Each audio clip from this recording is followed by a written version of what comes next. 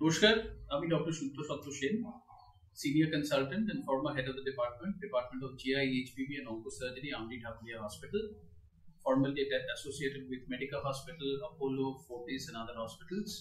I'm based out of Calcutta and this lecture is from Care and Cure Center, Jodhpur, Kolkata, West Bengal.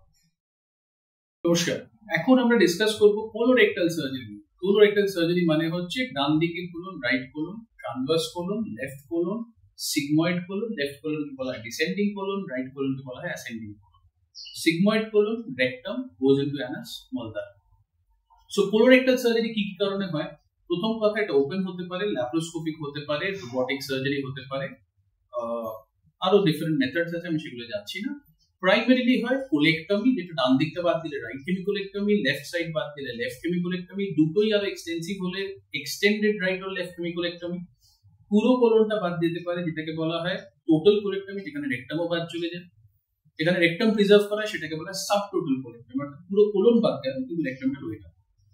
এছাড়া যেটা হতে পারে limited কোলেক্টমি, অর্থাৎ right সাইডে অনেক সময় কি হলো, বিনাইন ডিজিজের ক্ষেত্রে কোলন বাদ দিতে হচ্ছে একটা অংশ, এটা ইন্টেস্টিনের স্মল ইন্টেস্টিনের প্রবলেমের জন্য, কিন্তু পুরো রাইট কোলনটাকে বাদ দেওয়া হবে, এটাকে বলে লিমিটেড কোলেক্টমি। আর এছাড়া হতে পারে ট্রান্সভার্স কোলেক্টমি, অর্থাৎ মাঝখানে যদি টিউমার।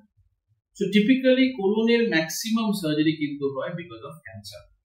ক্যান্সারের জন্য হতে পারে, ইসকেমিক কোলাইটিসের জন্য হতে পারে, আলসারেটিভ কোলাইটিসের জন্য হতে পারে, ক্রনস কোলাইটিসের জন্য হতে পারে, টিউমারের জন্য হতে পারে, জিস্ট হতে পারে, কার্সিনয়েড অফ দ্য কোলন হতে পারে। রেয়ার অনেকগুলো টিউমার হয় যেটার জন্য কিন্তু কোলন সার্জারি করতে হতে পারে। প্রায় 10-12 বছর ধরে আমরা রেগুলারলি ল্যাপ্রোস্কোপিক প্রেফার করি।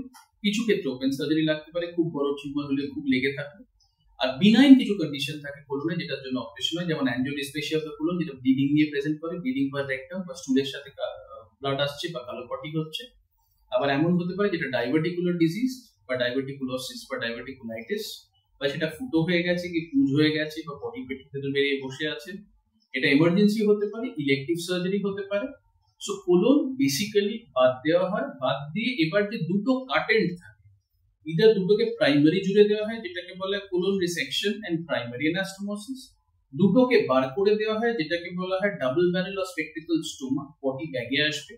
অনেক সময় প্রাইমারি অ্যানাস্টোমোসিস করে, যাতে অ্যানাস্টোমোসিসটা জুড়তে পারে, যেটা 4-5 দিন সময় লাগে, কারণ লিক যদি পেটের ভেতরে হয়, পটি বেরিয়ে কিন্তু পেশেন্টের সেকেন্ড অপারেশন লাগতে পারে, তা সত্ত্বেও পেশেন্ট ইনফেকশনে মারা যেতে পারে। সেই জন্য যদি কোনো ডাউট থাকে বা খুব লো ডাউন যদি জোড়া হয়, বা যদি কোনো এমন অংশে জোড়া হয় যেখানে মনে হচ্ছে রক্ত চলাচল একটু সাপ্লাই কম, তাহলে সেই ক্ষেত্রে কোলনটা প্রাইমারি অ্যানাস্টোমোসিসের পর ডান দিকে একটা আইলিওস্টমি করে দেওয়া হয়, যেটা ব্যাগে পটি আসবে, যাতে পটিটা ওই পর্যন্ত পৌঁছতে না পারে, যাতে এই জোড়াটা শুকোতে পারে। এটাকে বলা হয় ডাইভার্সন আইলিওস্টমি, অর্থাৎ আমরা ডাইভার্ট করে দিচ্ছি যাতে পটিটা কোলনের ওই জোড়ার জায়গাটা পৌঁছতে না পারে। সো প্রাইমারিলি কোলোনিক সার্জারি এগুলোই, যেটা কোলেক্টমিজ, কোলোরেক্টাল এক্সিশন যেটাকে বলা হয় টোটাল কোলেক্টমি।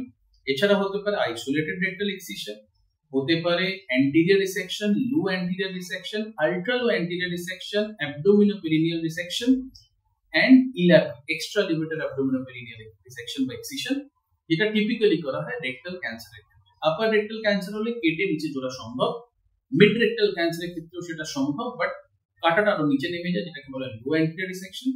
আল্ট্রা লো হচ্ছে একদম নিচে স্ফিংক্টার, অর্থাৎ যেটা দিয়ে আপনি পটি ধরবে সেটার গায়ে গিয়ে বা তার থেকেও নিচে গিয়ে জোড়া হবে, যেটাকে অনেক সময় বলে ইন্টারস্ফিংক্টারিক রিসেকশন।